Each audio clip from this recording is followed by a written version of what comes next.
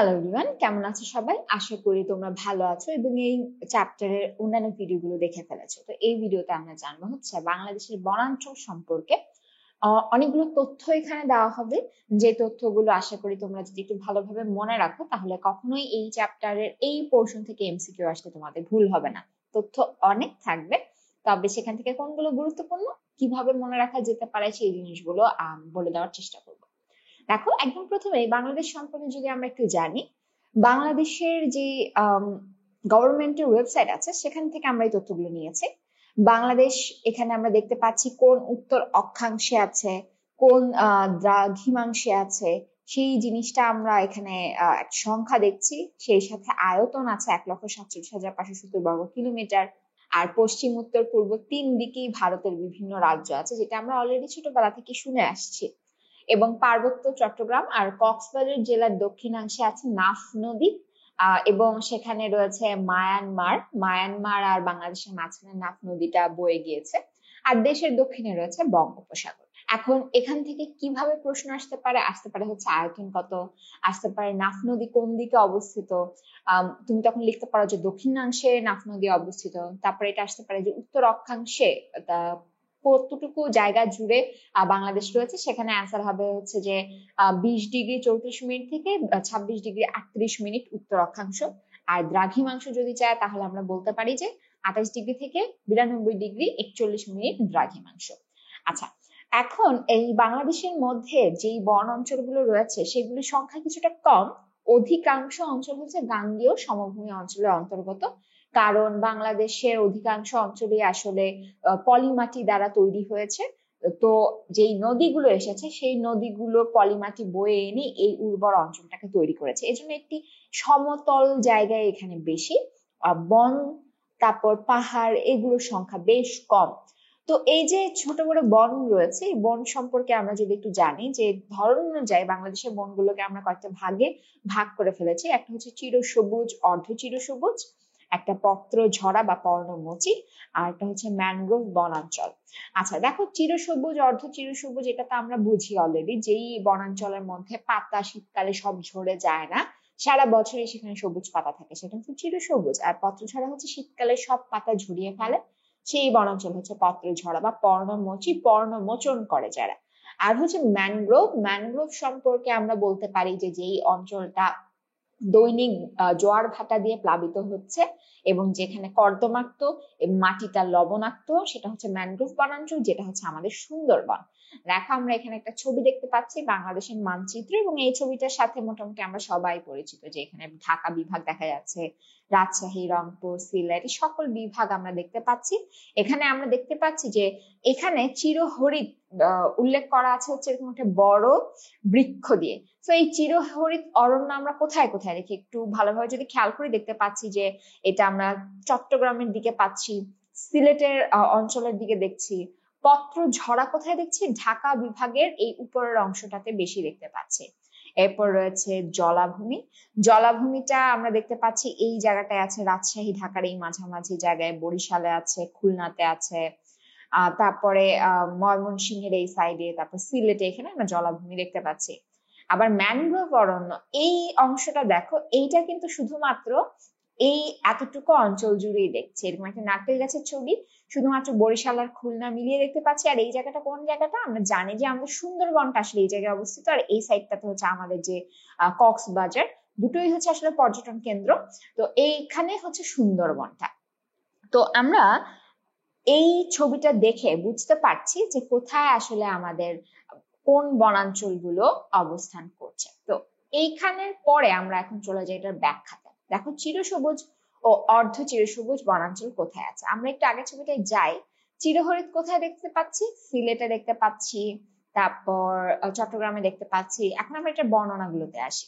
চট্টগ্রাম, পার্বত্য চট্টগ্রাম এবং সিলেট অঞ্চল। দেখো, আমরা ম্যাপ দেখেই বুঝে গিয়েছি। সো তোমরা যদি ম্যাপটা ভালোভাবে মনে রাখো, এই নামগুলো কিন্তু একদমই কষ্ট করে মুখস্থ করতে হবে না। এ বনের বৈশিষ্ট্যটা কি, বার্ষিক বৃষ্টিপাত 225 সেন্টিমিটার যেটা চট্টগ্রামে হয়ে থাকে, আর 500 সেন্টিমিটার যেটা হয়ে থাকে হচ্ছে সিলেটে।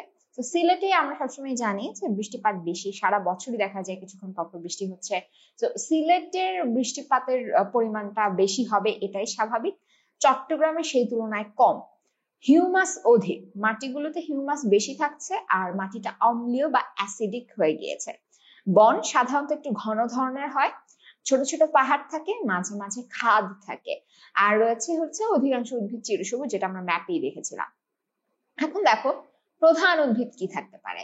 প্রধান উদ্ভিদের মধ্যে আছে হচ্ছে সিভেট, এই নামটা আমরা মনে রাখবো। এটার যদি সায়েন্টিফিক নেমটা তোমরা মনে রাখতে পারো খুবই ভালো। তারপর আছে গর্জন, তারপর আছে চন্দুল, তারপর আছে নাগেশ্বর, বাটনা, পিতরাজ। এই নামগুলো একটু আমাদের কষ্ট হতে পারে প্রথম প্রথম পড়ে, কারণ এই নামগুলো একটু ভিন্ন ধরনের। তো আমরা যদি কয়েকবার পড়ি তাহলে আমাদের খুব একটা কষ্ট হবে না। তো এখান থেকে যেই এমসিকিউ গুলা, তোমরা গর্জনের নামটা মনে রাখতে পারো, সিভিট মনে রাখতে পারো, নাগেশ্বর, পিতরাজ এগুলো মনে রাখতে পারো। এরপরে আছে হচ্ছে পত্রঝাড়া কিছু বৃক্ষ আছে। সেই পত্রঝাড়া বৃক্ষের মধ্যে করই আছে, গামার আছে, ভাদি আছে, চাপালিশ আছে। চাপালিশের নামটা আমরা মনে রাখতে পারি, নামটা খুবই মনে রাখা সহজ, আর্টোকার্পাস চাপালাসা। তো এটা খুব ইজিলি মনে রাখা যায়। এরপর উদাল আছে। এই বাংলা নামগুলো অ্যাটলিস্ট আমরা যাতে একটু মনে রাখি। করই গাছের নামটা আমরা একটু মনে রাখবো। তারপরে রয়েছে পরাশ্রয়ী উদ্ভিদ। উঁচু বৃক্ষ হলে সেখানে পরাশ্রয়ী উদ্ভিদ থাকার সম্ভাবনা অনেক বেশি থাকে। এছাড়া কচু জাতীয় উদ্ভিদ হয়ে থাকে, আর ফার্ন তো আছে, যে কোনো বনাঞ্চলে ফার্ন আসলে থাকেই। আমরা সব বনাঞ্চলের মধ্যেই মোটামুটি ফার্ন লিখে দিতে পারবো। আচ্ছা, এরপরে দেখো পার্বত্য চট্টগ্রামে বাঁশবন আছে। এটা আমরা মনে রাখবো যে পার্বত্য চট্টগ্রামে বাঁশবন দেখা যায়, যে সকল এলাকাতে একটু গভীর, একটু দুর্গম, সেই সকল এলাকার মধ্যে বাঁশবন তৈরি হয়ে যায়। বাংলাদেশে প্রচুর প্রজাতির, বেশ অনেক প্রজাতির বাঁশ রয়েছে, এর মধ্যে অধিকাংশ হচ্ছে মূলী বাঁশ। পার্বত্য চট্টগ্রামের বাঁশগুলো অধিকাংশই মূলী বাঁশ। আমরা মূলী বাঁশের যে সায়েন্টিফিক নেমটা এখানে দেখতে পাচ্ছি, এই সায়েন্টিফিক নেমটা আমাদের মনে রাখতে হবে, মেলোক্যানা ব্যাক্টিফেরা। কেন? কারণ এটা থেকে এমসিকিউ আসে, এটা একটা গুরুত্বপূর্ণ এমসিকিউ। এমসিকিউ এ বাংলা মূলীবাস শব্দটাও আসে, কিংবা সায়েন্টিফিক নেমটা আসে। আর চট্টগ্রামের যে পার্বত্য চট্টগ্রামটা আছে, সেটা যেহেতু হিলি এরিয়া, সেখানে খাড়া ঢাল আছে। সেই খাড়া ঢালে নর্মাল ভাবে আমরা যে কৃষিকাজ করে থাকি, আমরা আমাদের গ্রামগুলোতে যেরকম দেখি সেরকম ভাবে আসলে কৃষিকাজ করা যায় না। তো সেখানে একটা বিশেষ পদ্ধতিতে তারা কৃষিকাজ করে থাকে, সেটা হচ্ছে জুম চাষ। আরো অনেক পদ্ধতি বর্তমানে করা হচ্ছে, সরকার থেকে চেষ্টা করা হচ্ছে যাতে সেখানে বিভিন্ন ধরনের ধান, গম এগুলো ফলানো যেতে পারে। কিন্তু তারা তাদের নিজস্ব একটা টেকনিক হচ্ছে এই জুম চাষ। তারা জুম কাল্টিভেশন করে থাকে। জুম চাষ করার পরে সেই জায়গাটাতে তারা আর কোনো কিছু করে না। তো জুম চাষটা শেষ হয়ে গেলে এই জায়গাটা তো পরিত্যক্ত হয়ে যায় কিছুটা। তো এই পরিত্যক্ত জায়গাটায়, এই ফেলে রাখা জায়গাটার মধ্যে ছন বনের সৃষ্টি হয়। আর এই যে ছন বনটা হয়, সেই বনের মধ্যে ছন হয়, খাগর বা কাশ হয়। এগুলো দিয়ে তারা বিভিন্ন রকমের কাজ করে থাকে। পাহাড়ি এলাকায় যে সকল মানুষ বাস করে, তারা এই সকল উদ্ভিদগুলোর পাতা দিয়ে, উদ্ভিদগুলোর ডাল দিয়ে তাদের প্রয়োজনীয় বাসস্থানের কাজ কিংবা অন্যান্য কাজগুলো করে থাকে। এরপর দেখো বলা আছে যে সেগুন বাগানের কথা। তোমরা যদি বর্তমানে চট্টগ্রাম, পার্বত্য চট্টগ্রামে যাও, স্পেশালি পার্বত্য চট্টগ্রামে, দেখবে যে রাস্তার দুধারে সেগুন বন দেখা যাচ্ছে, সেগুন বাগান হয়ে আছে। এবং একটু খেয়াল করলে বুঝতে পারবে এই সেগুন গাছগুলো আসলে নিজে নিজে হয়নি, এগুলোকে তৈরি করা হয়েছে, এগুলো প্লান্টেশনের মাধ্যমে করা হয়েছে। সরকারের থেকে এই সেগুন বাগানটা তৈরি করা হয়। সর্বপ্রথম এটা তৈরি করা হয়েছিল হচ্ছে 1861 সালে মায়ানমার থেকে বীজ এনে। কারণ মায়ানমারে সেগুন বাগান আছে। মায়ানমারে এলাকা যেটা, সেই এলাকার মধ্যে অনেক বিস্তৃত সেগুন বাগান দেখা যায়। তো যেহেতু এটা হিলি এরিয়াতে ভালো হয়, এই জন্য বার্মা থেকে বীজ এনে, সেই সময় মায়ানমারকে বার্মা বলা হতো, তো বার্মা থেকে বীজ এনে সেগুন বাগান তৈরি করা হয়েছিল হচ্ছে বর্তমানে আমাদের যে কাপ্তাই লেক আছে সেই এলাকার মধ্যে। এবং বর্তমানে চট্টগ্রাম, পার্বত্য চট্টগ্রামে এরকম সেগুন বন রয়েছে, কারণ এই গাছটা ভালো জন্মায় এবং পরবর্তীতে সেগুন কাঠকে ব্যবহারও করা যায়। এরপর আসি সোয়াম্প ফরেস্ট। আচ্ছা, সোয়াম্প ফরেস্ট আসার আগে এই যে আমরা চিরসবুজ, অর্ধ চিরসবুজ বনাঞ্চল সম্পর্কে জানলাম, এখানে আমরা কি কি নাম মনে রাখবো? সিভিট মনে রাখবো, গর্জন মনে রাখবো, নাগেশ্বর মনে রাখবো, পিতরাজ মনে রাখবো, তারপরে মনে রাখতে পারি হচ্ছে করই, তারপর চাপালিশ। এই নামগুলোকে আমি একটু এমফাসিস করছি তোমাদের মনে রাখার জন্য। আর বাঁশের নামটা অবশ্যই মনে রাখতে হবে, জুম চাষের কথা মনে রাখতে হবে। আচ্ছা, এরপর আছে হচ্ছে সোয়াম্প ফরেস্ট।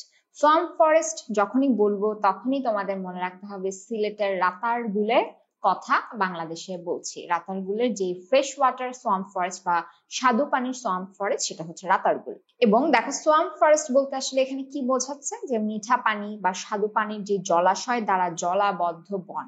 সিলেটের উত্তরাংশে রাতারগুল রয়েছে, যেটাকে সোয়াম্প ফরেস্ট বলা হয়। এখানে প্রধান উদ্ভিদ হচ্ছে নলখাগড়া, তারপরে আছে হচ্ছে কাশ, তারপরে এরিয়েন্থাস ঘাস, এরপর হচ্ছে বৃক্ষের মধ্যে হিজল, করচ গাছ, এগুলো হচ্ছে প্রধান। এছাড়া অন্যান্য উদ্ভিদ থাকতে পারে।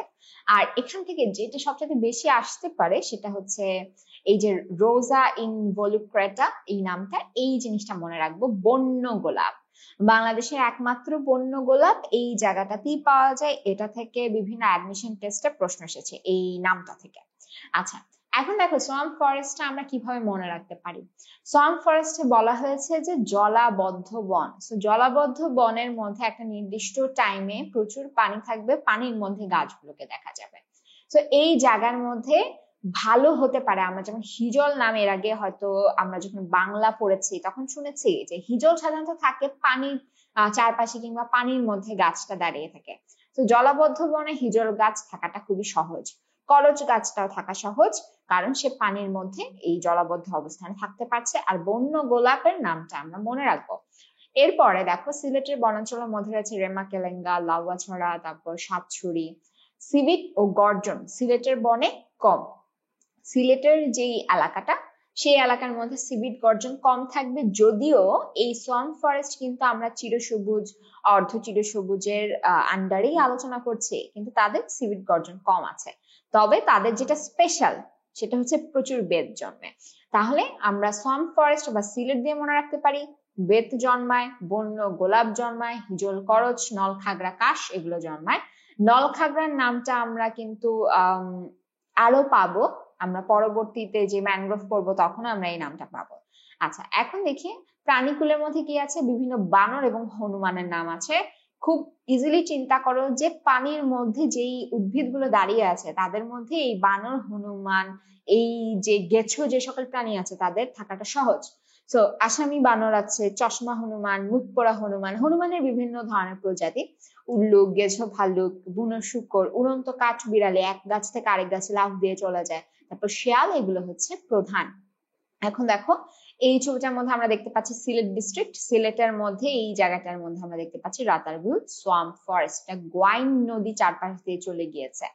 পত্রঝরা বা পর্ণমোচী বনাঞ্চলের মধ্যে দেখো আমরা ঢাকা, গাজীপুর, ময়মনসিংহ, টাঙ্গাইল, শেরপুর, ময়নামতি, বরেন্দ্র অঞ্চল সব নাম কিন্তু পেয়ে যাচ্ছি।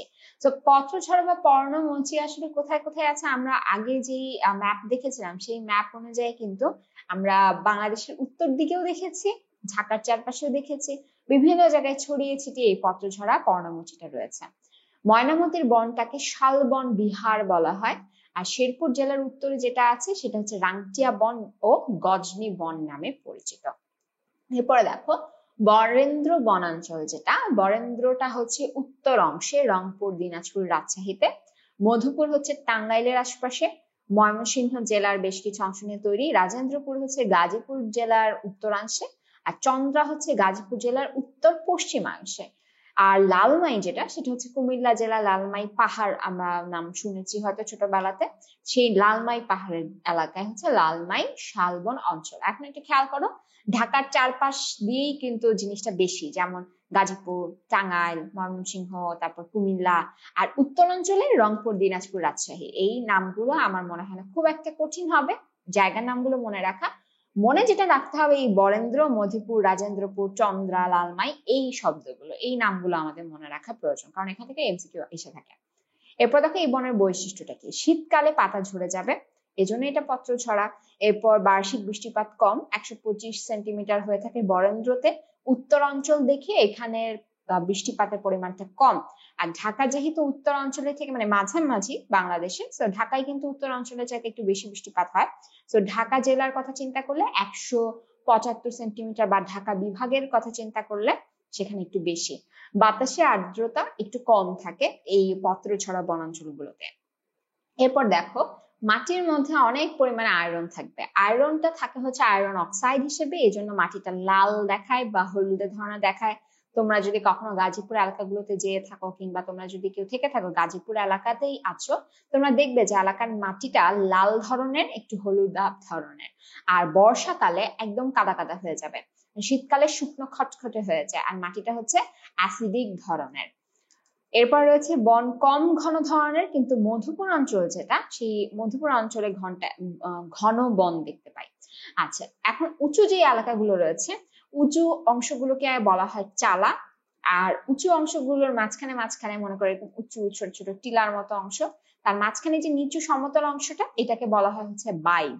চালা যে অঞ্চলগুলো, সেগুলো যেহেতু উঁচু এবং একটু ঢালু, সেজন্য সেখানে ধান চাষ করা হয় না, সেখানে বন রয়েছে, আর নিচু এই সমতল জায়গাগুলোতে মানুষ ধান চাষ করে। সো বাইব এবং চালা এই দুটো থেকে প্রচুর প্রশ্ন আসে। অ্যাডমিশন টেস্ট বলো, এইচএসসি বলো, সবসময় এখান থেকে প্রশ্ন আসে। গড় তাপমাত্রা শীতকালে 17.8 ডিগ্রি সেলসিয়াস, গ্রীষ্মকালে 26.7 ডিগ্রি সেলসিয়াস। আচ্ছা, প্রধান প্রধান উদ্ভিদের মধ্যে আছে হচ্ছে প্রধান বৃক্ষ শাল, শতকরা প্রায় 98% পর্যন্ত শাল বৃক্ষই দেখা যায়, অন্যান্য উদ্ভিদ আছে তবে শাল বৃক্ষই প্রধান। কিছু কিছু জায়গায় 98% পর্যন্ত শুধু শালই দেখতে পাই, অন্য কোনো গাছ দেখা যায় না। অপর নাম এজন্য শালবন, এবং মূল বৃক্ষের গোড়া থেকে ছোট ছোট চারা চারপাশে গজায়। তো এই ছোট ছোট গজানো চারা দিয়ে বর্তমান বনগুলো রয়েছে, মেইন যে প্রাচীন যে বৃক্ষগুলো ছিল সেগুলো আসলে কেটে ফেলা হয়েছে, এই জন্য বর্তমান বনের নাম হচ্ছে গজারি বন। ওকে, এরপরে দেখো প্রধান বৃক্ষের সরিয়া রোবাস্টা নামটা যেটা রয়েছে, এটা খুবই খুবই ইম্পর্টেন্ট, এটা সবসময় মনে রাখবে, কারণ এটা থেকে প্রচুর প্রশ্ন আসে, তোমরা কলেজেও পাবে, এইচএসসি তেও পাবে, এমনকি অ্যাডমিশন টেস্টেও পাবে, যে পত্রঝরা বনাঞ্চলের প্রধান বৃক্ষ কোনটি। তখন তোমাকে শাল শব্দটা একদমই দিবে না, তোমাকে সায়েন্টিফিক নেমটা দিয়ে দিবে, আর তুমি যদি সায়েন্টিফিক নেমটা না পড়ো তখন কিন্তু অ্যান্সার করতে পারবে না। এরপরে রয়েছে চালতা হতে পারে, করই থাকতে পারে, কুম্ভি, বহেরা, কুচ্চি, এই ধরনের উদ্ভিদ আছে। এছাড়া 3টা ভেষজ উদ্ভিদ আছে বিপদাপন্ন যেগুলো, এটা হচ্ছে শতমূলী, তারপর উলট চন্ডাল, এরপর সর্পগন্ধা। তোমরা যদি সায়েন্টিফিক নেম এগুলোর মনে নাও রাখতে পারো, বাংলা নামটা অ্যাটলিস্ট মনে রাখবে। এরপরে দেখো প্রাণী সম্পর্কে বলা আছে মায়া, হরিণ, বানর, মুখপোড়া হনুমান, শিয়াল, বাদুড়, বেজি, খাটাস, তারপর মেছো বিড়াল, তারপর বাগদাস নামে একটা প্রাণী আছে সেটাও পাওয়া যায়, ভুতুম পেঁচা পাওয়া যায়। তো এই প্রাণীগুলোকে আমরা পত্রঝরা বনাঞ্চলে দেখতে পাই। তোমরা যদি কখনো এই গাজীপুর অঞ্চল কিংবা মধুপুর অঞ্চলগুলোতে যেয়ে থাকো, তোমরা যেই এলাকাটা দেখতে পাবে, বুঝতে পারবে যে এই বনের মধ্যে হরিণ, বানর, শিয়াল, বাদুড়, বেজি এগুলো খুব সহজে চলাচল করতে পারে, তাদের জন্য এই পরিবেশটা খুবই সুটেবল। আচ্ছা, এরপর রয়েছে ম্যানগ্রোভ বা উপকূলীয় বনাঞ্চল। ম্যানগ্রোভ বা উপকূলীয় বনাঞ্চলের মধ্যে নাম শুনেই বুঝতে পারছি যে এটা আমাদের যে সুন্দরবন আছে সেই সুন্দরবনের কথাই বলা হচ্ছে, উপকূলে অবস্থিত, এবং সেটা ম্যানগ্রোভ। বাংলাদেশ ও ভারতের সুন্দরবন হলো পৃথিবীর সর্বাপেক্ষা বড় ম্যানগ্রোভ বনভূমি। সুন্দরবনটা শুধু বাংলাদেশে না, ভারতেও তার একটা অংশ রয়েছে। আচ্ছা, ম্যানগ্রোভ বনের বড় অংশ কোথায়? পটুয়াখালী জেলায় আছে, সেখানের দক্ষিণ পশ্চিম অংশ থেকে শুরু হয়ে পশ্চিমে একদম বৃহত্তর খুলনা পার হয়ে পশ্চিমবঙ্গের কাছে রায়মঙ্গল নদী পর্যন্ত বিস্তৃত। মানে যেই উপকূলীয় বেল্টটা আছে দক্ষিণ দিকে, সেটা একদম সোজাসুজি একটা বিরাট অংশ জুড়ে লম্বালম্বি ভাবে ম্যানগ্রোভ উপকূলীয় বনাঞ্চলটা রয়েছে। এবং সেখানে রয়েছে মাতামুহুরী নদীর মোহনায় চকরিয়া সুন্দরবন, সেই চকরিয়া সুন্দরবনকে আমরা ম্যানগ্রোভ বন হিসেবে উল্লেখ করি। আর নাফ নদীর তীরেও কিছু ম্যানগ্রোভ বনাঞ্চল দেখা যায়। তো সব মিলিয়ে আসলে ম্যানগ্রোভ বনাঞ্চলটা। আর সুন্দরবন যেটা, সুন্দরবনের মধ্যে রয়েছে 10,000 বর্গ কিলোমিটার। এই 10,000 বর্গ কিলোমিটার এলাকার 62% বাংলাদেশে অবস্থিত, বাকিটা ইন্ডিয়াতে অবস্থিত। বার্ষিক বৃষ্টিপাত 200 সেন্টিমিটার, এবং প্রাণী প্রজাতির সংখ্যা স্থলভাগে 289টি এবং জলভাগে 219টি। তো এই সংখ্যাগুলোকে আমরা একটু ভালোভাবে মনে রাখবো। এরপর রয়েছে ম্যানগ্রোভ বনের বৈশিষ্ট্য। তোমরা একটু সুন্দরবনের কথা যদি চিন্তা করো, সুন্দরবনের যেই গাছগুলো রয়েছে সেগুলো হচ্ছে চিরসবুজ ধরনের। এরপর রয়েছে দৈনিক 2বার জোয়ারের পানিতে সিক্ত হয়, দৈনিক 2বার জোয়ার ভাটা হবে, এজন্যই এটা আসলে ম্যানগ্রোভ। পানিটা আসার কারণে মাটিটা হবে লবণাক্ত, পানিটা হবে লবণাক্ত, মাটির পিএইচ হবে 7-এর কাছাকাছি। অধিকাংশ বৃক্ষের শ্বাসমূল বা নিউমেটাফোর থাকে, লবণাক্ততার পরিমাণ শুষ্ক ওজনের 10 থেকে 50 ভাগ। তার মানে আমরা সেখানের মাটিটাকে যদি শুকিয়ে ফেলি তাহলে তার 10 থেকে 50% দেখতে পাবো যে সেখানে লবণ পাচ্ছি। অনেক উদ্ভিদে জরাজঙ্কুর উদ্গম হয়। নিউ মেটাফোর জরাজঙ্কুর উদ্গম সম্পর্কে আমি আর বলছি না, কারণ অন্য ভিডিওতে এই জিনিসগুলো নিয়ে আলোচনা করা হয়ে গিয়েছে অলরেডি। নদী আছে, উপনদী আছে এবং চ্যানেল আছে, এই জিনিসগুলো দিয়ে সুন্দরবনকে ছোট ছোট অংশে ভাগ হতে আমরা দেখতে পাই। ম্যানগ্রোভ বা উপকূলীয় বনাঞ্চলের মধ্যে যেই প্রধান উদ্ভিদ সেগুলো হচ্ছে, একটা হতে পারে গোলপাতা, হিতাল, তারপর সুন্দরী, গেওয়া, কেওড়া, আমুর। এই যে নামগুলো দেখছি, এই নামগুলো কিন্তু আমাদের প্রত্যেকটা জায়গাতেই আমরা পাবো। যখনই ম্যানগ্রোভ শব্দটা আসবে, লবণাক্ত অঞ্চলের উদ্ভিদের নাম আসবে, তখনই সেই নামগুলো পাই। তো তোমরা যদি এই গোলপাতা, তারপর গেওয়া, কেওড়া এই নামগুলোকে মুখস্থ করে ফেলো, সুন্দরীর সায়েন্টিফিক নেমটাকে মুখস্থ করে ফেলো, তাহলে কিন্তু তোমাদের কখনোই আর কষ্ট করতে হবে না বারবার। তোমাদের দেখা যাবে যে কোনো না কোনো জায়গায় এই এমসিকিউটা আসেই, যে সুন্দরী গাছের সায়েন্টিফিক নেম কি, কিংবা ম্যানগ্রোভের প্রধান উদ্ভিদ কি, কিংবা লবণাক্ত অঞ্চলের প্রধান উদ্ভিদ কি। এরপরে প্রাণীকুলের মধ্যে দেখো, এখানে আমরা এর আগে যে সংখ্যাগুলো পড়েছি সেটা সম্পর্কে বলা আছে, সেই সাথে বলা আছে 315টি প্রজাতির পাখি আছে। এখন দেখো, এই বাংলাদেশে যে সুন্দরবন আছে তার প্রধান আকর্ষণ হচ্ছে রয়্যাল বেঙ্গল টাইগার, এবং রয়্যাল বেঙ্গল টাইগার 2013 সালের ডাটা অনুযায়ী 440টি বনে রয়েছে। এটা কোনো কারণে সংখ্যা কমেও যেতে পারে বর্তমানে, আবার বেড়েও যেতে পারে। তো এই জিনিসটা কিন্তু প্রতি বছর বছরই এই সংখ্যাটা আসলে চেঞ্জ হয়। এমনকি সবগুলো প্রাণীরই সংখ্যা আসলে চেঞ্জ হয়। কারণ হতে পারে সেটা বাংলাদেশের সীমানা পেরিয়ে ভারতের দিকে চলে যাচ্ছে, কিংবা ভারত থেকে আরো চলে আসছে, কিংবা তাদের বংশ বিস্তার বৃদ্ধি পাচ্ছে। এইসব কারণে সংখ্যা চেঞ্জ হয়। হরিণ আছে হচ্ছে 80 থেকে 85 হাজার, বানর আছে 40 থেকে 50 হাজার, লোনা পানির কুমির আছে 200 থেকে 250টি। এছাড়া বনমোরগ আছে, অজগর আছে, কাঠবিড়ালি, বুনো শূকর, এই সকল জিনিস যেগুলো বনে জঙ্গলে থাকতে পারে এই উপকূলীয় বনাঞ্চলে আমরা দেখতে পাই। আর এই উপকূলীয় বনাঞ্চলটা একটা ওয়ার্ল্ড হেরিটেজ সাইট হিসেবে ঘোষণা করা হয়েছে। সুন্দরবনের 3টি অভয়ারণ্যকে হেরিটেজ সাইট হিসেবে ঘোষণা করা হয়েছিল। আয়তন হচ্ছে 1400 বর্গ কিলোমিটার, যার মধ্যে 910 বর্গ কিলোমিটার বনভূমি আর 490 বর্গ কিলোমিটার হচ্ছে জলাভূমি। এখানে প্রাণী বৈচিত্র্য অনেক বেশি থাকায় ইউনেস্কোর ওয়ার্ল্ড হেরিটেজ কমিটি 1997 সালে 21তম সেশনে এটাকে ওয়ার্ল্ড হেরিটেজের অংশ হিসেবে তালিকাভুক্ত করে। অন্যান্য বিভিন্ন দেশের বিভিন্ন এলাকা এখানে রয়েছে, তার মধ্যে বাংলাদেশের সুন্দরবন অন্যতম। আর বাংলাদেশ সরকার 1999 সালে এটাকে ওয়ার্ল্ড হেরিটেজ সাইট হিসেবে ঘোষণা করেছে। এই দুটো সাল খুবই খুবই গুরুত্বপূর্ণ, প্রত্যেকবারই আসে। আমি এর আগেও অন্য একটি ভিডিওর মধ্যে দেখবে যে এই কথাটা আমি আবারও বলেছি। তো এই জিনিসটা আমাদের মনে রাখতে হবে। আচ্ছা, এরপর দেখো, উপকূলীয় বনাঞ্চলের মধ্যে থাকতে পারে সবুজ বেষ্টনী। এখন সবুজ বেষ্টনী কোন কোন জায়গায় আমরা দেখবো, গ্রিন বেল্ট কোথায় দেখবো? উপকূলীয় বনাঞ্চলকে 3 ভাগে ভাগ করা হয়েছে, একটা পূর্ব উপকূলীয়, একটা মধ্য উপকূলীয়, আর একটা হচ্ছে পশ্চিম উপকূলীয়। এখন পূর্ব উপকূলীয় অঞ্চলের মধ্যে আছে হচ্ছে ফেনী নদীর মোহনা পর্যন্ত বিস্তৃত পাহাড় আছে। এখানে কক্সবাজার থেকে টেকনাফ পর্যন্ত 145 কিলোমিটার দীর্ঘ যে সমুদ্র সৈকত, সেইটার এক পাশে কিন্তু তোমরা দেখতে পাবে যে পাহাড় আছে, আরেক পাশে সমুদ্র আছে। তো এই উপকূলীয় অঞ্চলটা পূর্ব উপকূলীয় অঞ্চল, এবং এই দিকটাতেই কিন্তু আছে হচ্ছে বাংলাদেশের একমাত্র প্রবাল দ্বীপ সেন্ট মার্টিন। সো যদি প্রশ্ন আসে বাংলাদেশের একমাত্র প্রবাল দ্বীপ কোন অঞ্চলে, অ্যান্সার হবে পূর্ব উপকূলীয় অঞ্চলে। আচ্ছা, এরপরে আছে বাইন, গড়ান, গেওয়া, এগুলো প্রধান উদ্ভিদ। দেখো এই নামগুলো, এখানে আমরা যত নাম পড়বো নামগুলো আসলে সেম নামে হবে। মধ্য উপকূলীয়র মধ্যে এই বাইন, গেওয়া এই নামগুলোই আমরা পাবো। এছাড়া গোলপাতা থাকতে পারে, টাইগার ফার্ন থাকতে পারে। বাংলাদেশের দক্ষিণাঞ্চলে এই সকল উদ্ভিদই বেশি থাকে, কারণ একটা লবণাক্ত অঞ্চলে জন্মায়। মধ্য উপকূলীয় অঞ্চলের মধ্যে আছে ফেনী নদীর মোহনা থেকে সুন্দরবনের পূর্ব পর্যন্ত সমতল বিস্তৃত যে অংশটা, এটা হচ্ছে মধ্য উপকূলীয়। আচ্ছা, এখন দেখো এখানে 60টির মতো দ্বীপ আছে, কারণ ছোট ছোট অংশে ভাগ হয়ে গিয়েছে। আর প্রধান উদ্ভিদ হচ্ছে কেওড়া। এরপরে আছে পশ্চিম উপকূলীয় অঞ্চল, এইখানে হচ্ছে সম্পূর্ণ সুন্দরবন এই অঞ্চলে অন্তর্ভুক্ত।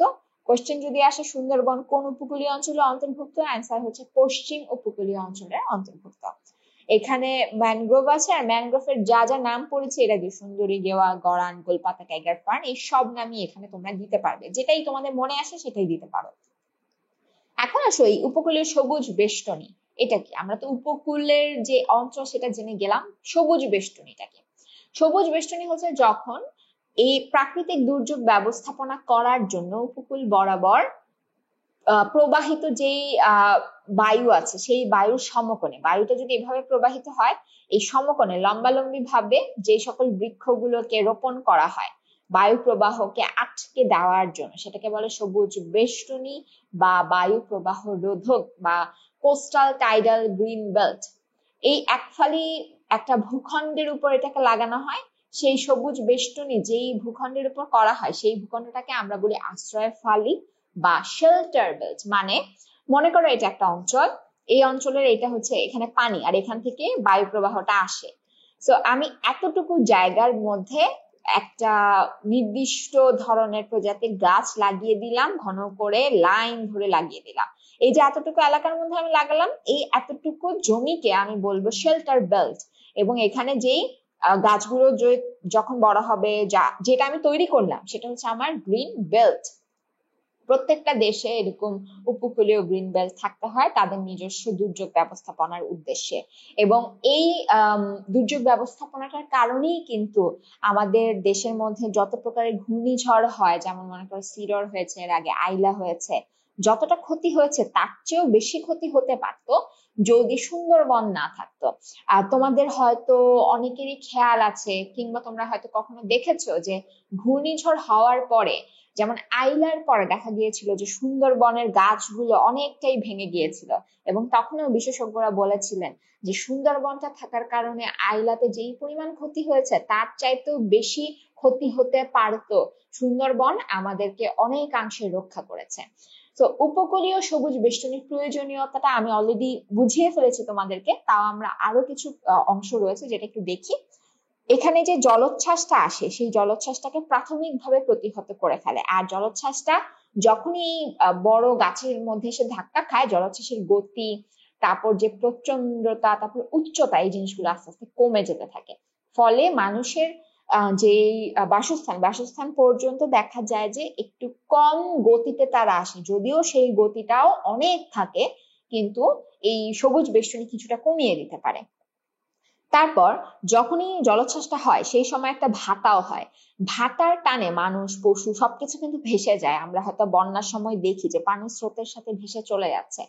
তো এই সবুজ বেষ্টনীটা থাকলে মানুষ সেটাকে আঁকড়ে ধরে রাখতে পারে, পশুকে সেখানে বেঁধে রাখতে পারে, অন্যান্য সম্পদ সেখানে আটকে যেতে পারে। ঝড়ের গতিবেগ ঝাপটা ক্ষতির পরিমাণ কমিয়ে দেয়, বাতাসের গতিবেগটা অনেকাংশে কমিয়ে দিতে পারে। তারপর বৃক্ষের উপর উঠে মানুষ আত্মরক্ষা করতে পারে, যখন তার ঘর ভেসে গিয়েছে, যখন বন্যা হয়ে গিয়েছে, তখন সে গাছের উপর উঠে সে আশ্রয় নিতে পারে। প্রয়োজনীয় জ্বালানি, কাঠ, খাবার ও অন্যান্য সামগ্রী পেতে পারে। যে সকল গাছগুলোকে লাগানো হয়েছে তারা যখন বড় হয়ে যায় প্রয়োজন অনুসারে সেখান থেকে জ্বালানি সংগ্রহ করা যায়, কাঠ সংগ্রহ করা যায়। কিন্তু তার মানে এই না যে পুরো একটা কোস্টাল যে বেল্টটা, গ্রিন বেল্টটাকে মানুষজন কেটে ফেলবে, তা না। এখানে কিছু সিস্টেম আছে। মনে করো কোনো একটা উদ্ভিদ অনেক পুরনো হয়ে গিয়েছে কিন্তু চারপাশে যথেষ্ট পরিমাণ গাছ আছে, তখন একটা পুরনো উদ্ভিদকে কাটা যেতে পারে। এছাড়া ডালগুলো নিয়ে তো জ্বালানি তৈরি করাই যায়, জ্বালানি হিসেবে ব্যবহার করাই যায়। তাছাড়া সেই উদ্ভিদগুলোর যে ফল হবে সেইটা হচ্ছে খাবার হিসেবে ব্যবহার করা যেতে পারে। তাছাড়া দেখা যায় যে সুন্দরবনের মধ্যে মধু পাওয়া যায়, সেখানে প্রচুর মৌচাক তৈরি হয়, তো মধু সেখান থেকে সংগ্রহ করা যেতে পারে। আচ্ছা, এখন আমরা একটা ছবি দেখি। এই জিনিসটা যদি একটু খেয়াল করে দেখো, এখানে একটা ঘর দেখতে পাচ্ছি, এখানে আরেকটা ঘর দেখতে পাচ্ছি। এই ঘরটার সামনে কোনো গাছ নেই, এই ঘরটার সামনে এই যে গাছগুলো, এগুলো হচ্ছে সেই গ্রিন বেল্ট। আচ্ছা, এখন দেখি বায়ু প্রবাহটা আসছে, এসে দেখো সরাসরি ঘরটা এসে আঘাত করছে, ঘর কিন্তু তখন সরে যাচ্ছে, ভেসে যাচ্ছে। আচ্ছা, এরপরে দেখো গ্রিন বেল্টের এখান দিয়ে যখন বাতাসটা আসলো, সেই বাতাসটা কি করছে, এই যে গাছগুলোর মধ্যে কিন্তু ধাক্কা খেয়েছে। ধাক্কা খেয়ে কি হলো, এই যে বাতাসটা এই উপরের দিক দিয়ে গিয়ে এখন কিন্তু এই দিক দিয়ে আস্তে আস্তে সে নামবে। ফলে কি হলো, এই গাছটার পেছনের দিকে এই যে ঘরটা ছিল, এই ঘরটা কিন্তু রক্ষা পেয়েছে। প্রচন্ড বায়ু প্রবাহেও তার কিছুই হয়নি, বায়ু প্রবাহের গতি যেমন কমে গিয়েছে, ঠিক একই সাথে বায়ু প্রবাহের তীব্রতা কমে গিয়েছে। তার যেই গতিপথটা কিন্তু এই মাঝখানে একটা ফাঁকা জায়গা তৈরি করে সে চলে গিয়েছে, ফলে এই জায়গাগুলো কিন্তু সুরক্ষিত হয়ে গিয়েছে। দেখা যায় যে একটা গ্রিন বেল্টের পর একটা বিশাল অঞ্চল, তাদের কোনো প্রকারের তেমন একটা ক্ষতি হয় না, কিন্তু পরবর্তী এই এরিয়াগুলোতে কিন্তু আবার গিয়ে বাতাসটা ধাক্কা দিবে। আচ্ছা, তাহলে আশা করি আমরা গ্রিন বেল্ট কেন প্রয়োজন, গ্রিন বেল্টকে কেন আমরা এত গুরুত্ব দিয়ে বলছি সেটা আমরা বুঝতে পেরেছি। আচ্ছা, এখন চলো পরবর্তীতে দেখি এই যে গ্রিন বেল্টটা যে তৈরি হবে, গ্রিন বেল্টটা দেখতে কেমন হয়। দেখো এখানে আমরা দেখতে পাচ্ছি একটা সমুদ্রের পাড়ে এরকম গাছ আছে, এরকম ধরনেরই আসলে দেখায়। এইখানে আমরা একটা গ্রিন বেল্টের সুন্দর উদাহরণ দেখতে পাচ্ছি, ছবি দেখতে পাচ্ছি। এখানে গাছগুলো লাগানো হয়েছে, এই গাছগুলো আস্তে আস্তে বড় হবে, তখন এটা হয়ে যাবে একটা গ্রিন বেল্ট। এবং এইটা যে শুধু এক ফালি হতে হবে এমন না, এটা এরকম কয়েক ফালি, এরকম বিশাল একটা অঞ্চল জুড়েও হতে পারে, কিংবা এক ফালিও হতে পারে। যত বেশি পুরু হবে এই জায়গাটা, যত বেশি আয়তন জুড়ে আমরা গাছগুলোকে প্ল্যান্ট করে দিব, তত বেশি বাতাসের গতি কমতে থাকবে, তত ক্ষয়ক্ষতির পরিমাণ কমে যাবে, জলোচ্ছ্বাসের তীব্রতা কমে যাবে। এখন দেখো এখানে সবুজ বেষ্টনীর ক্ষেত্রে আমরা কি ধরনের বৃক্ষকে বাছাই করব, যেহেতু আমরা নিজেরাই লাগাচ্ছি, কি ধরনের বৃক্ষ দিতে পারি। একটা হতে পারে লবণাক্ত পানিতে জন্মাবে এমন বৃক্ষ, অবশ্যই, নয়তো উদ্ভিদটা আর বাঁচবে না। তারপর হচ্ছে এখানে যে উদ্ভিদগুলো দিব সেটা মাটি ধরে রাখতে পারবে, তার যে মূলের অঞ্চল দিয়ে সে মাটিটাকে ধরে রাখবে, যাতে করে ঝড়ের ঝাপটায় সে উল্টে পড়ে না যায়। মাটি ধরে রাখতে পারলেই কিন্তু সে শক্ত হয়ে বসে থাকবে এবং ঝড়ের ঝাপটায় কখনোই মূল সহ উপড়ে উঠে পড়ে যাবে না। আমরা কিন্তু অনেক সময় দেখি যে বিভিন্ন ঝড়ের সময় মাটি থেকে গোড়া সহ গাছ পড়ে যায়। তো এই মূলোৎপাটিত যাতে না হয় সেভাবে নির্বাচন করতে হয়। এরপর আছে খাদ্য, পশু খাদ্য, পানীয়, জ্বালানি, কাঠ, এই সকল অর্থকরী সম্পদ প্রাপ্তির সুবিধা থাকতে হবে। সেই উদ্ভিদগুলো থেকে যাতে ফল গ্রহণ করতে পারে আশেপাশের মানুষ, স্থানীয় মানুষেরা, সেখানকার পাতাগুলো যাতে পশু খাদ্য হিসেবে ব্যবহার করা যায়, কিংবা তার ছাল বাকল নিয়ে যাতে বিভিন্ন কাজে ব্যবহার করা যায়, জ্বালানি হিসেবে যাতে সেটার ডালগুলোকে ব্যবহার করা যায়, কাঠ হিসেবে যাতে তাকে ব্যবহার করা যায়। এবং অন্যান্য অর্থকরী সম্পদের মধ্যে হতে পারে মধু, মৌচাক তৈরি হয় এমন উদ্ভিদগুলো যাতে আমরা প্ল্যান্ট করি, যাতে সেখান থেকে পরবর্তীতে মধু সংগ্রহ করা যেতে পারে। তাহলে আমরা বুঝলাম যে সবুজ বেষ্টনীর জন্য বৃক্ষের ধরনটা হতে হবে যাতে এই সবুজ বেষ্টনীটা প্রপারলি থাকতে পারে। এখন এই যে লবণাক্ত পানিতে জন্মাতে পারে এমন উদ্ভিদের নামগুলো আমরা একটু মনে করি। আমরা অলরেডি পড়েছি, বেশ কয়েকবার পড়েছি। এখানে সুন্দরী হতে পারে, কেওড়া হতে পারে, তারপর বাইন হতে পারে, পশুর হতে পারে, ইভেন নারিকেল এটাও কিন্তু হতে পারে, সুপারি, এই সকল গাছও কিন্তু ব্যবহার করা যেতে পারে সবুজ বেষ্টনী হিসেবে। তারপর হতে পারে গাব গাছ, এই গাছ কিন্তু অনেক শক্ত হয়ে থাকে, ফলে দেখা যায় যে ঝড়ের ঝাপটায় সে কখনো উল্টে পড়ে যায় না। তারপর নারিকেল, সুপারি, গাব এগুলো কিন্তু অর্থকরী সম্পদ প্রাপ্তিরও একটা সুবিধা দিবে। তবে এখানে যেই গাছ নির্বাচন করা যাবে না তার মধ্যে একটা উদাহরণ হতে পারে হচ্ছে করই গাছ, তারপরে হতে পারে রেইন ট্রি, তারপর হতে পারে গগন শিরীষ। এই সকল উদ্ভিদকে এখানে ব্যবহার করা যাবে না, কারণ এই উদ্ভিদগুলো আসলে খুবই নরম হয়। তারা অল্প ঝড়েই, একটু ভালো রকমের ঝড় হলে দেখা যায় তাদের বডি ভেঙে যাচ্ছে, তাদের ডাল ভেঙে যাচ্ছে। যেমন আমরা আমাদের হাইওয়ে বলো কিংবা শহরের রাস্তাগুলোর দুই পাশে করই গাছ প্রচুর দেখি, রেইন ট্রি দেখি। তোমরা একটা খেয়াল করলে দেখবে করই গাছগুলো কিন্তু যখনই ঝড় হয় পরবর্তীতে দেখা যায় তার ডাল ভেঙে পড়ে গিয়েছে, একটু ঝড় হলেই কোনো না কোনো রাস্তায় তার ডাল ভেঙে গেছে। তো করই গাছ আসলে বেশ নরম, এগুলো আসলে আমাদের রাস্তার চারপাশের জন্য পুরোপুরি উপযুক্ত না, তবে বৃক্ষগুলো অনেক বড় হয় এবং ছায়া দেয় ভালো, সেজন্য এই গাছগুলোকে ব্যবহার করা হয়। কিন্তু সবুজ বেষ্টনীর জন্য একদমই এগুলো উপযুক্ত না, এগুলোকে দিলে দেখা যাবে যে মূলোৎপাটিত হয়ে গিয়েছে। তো আশা করি আমরা এই ভিডিওটা বুঝতে পেরেছি, যেখানে আমরা সবুজ বেষ্টনী সম্পর্কে জানলাম, আমরা এখানে জানলাম হচ্ছে বাংলাদেশের ম্যানগ্রোভ সম্পর্কে, উপকূলীয় যে অঞ্চল রয়েছে উপকূলীয় অঞ্চল সম্পর্কে, তারপরে জানলাম বাংলাদেশের পত্রঝরা এলাকা সম্পর্কে, পত্রঝরা বনাঞ্চলগুলো সম্পর্কে। সো বাংলাদেশের কোথায় কোন বনাঞ্চল আছে আশা করি আমরা সেই জিনিসটা প্রপারলি জেনে গিয়েছি কখনো যদি প্রশ্ন আসে, এমসিকিউ গুলোতে এখান থেকে আসার সম্ভাবনা অনেক বেশি, আশা করি তোমরা অ্যান্সারটা করতে পারবে।